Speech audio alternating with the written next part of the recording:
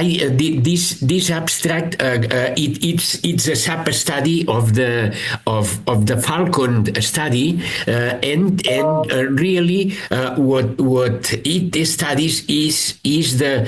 what occurs long term patients who receive the Ponatinib arm and the Imatinib arm when the chemotherapy part is finished, and how the patient remain in each if the two arms of the study. And it was demonstrated that more patients continued in the Ponatinib arm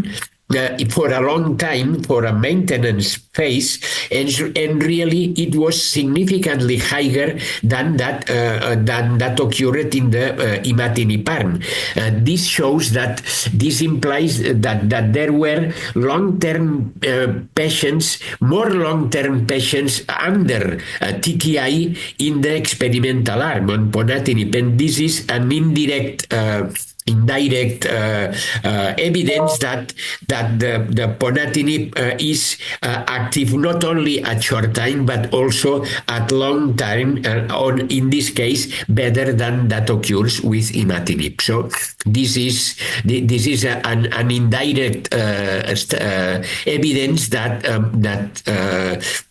Ponatinib is more efficacy as first line than Imatinib when both were combined with attenuated chemotherapy.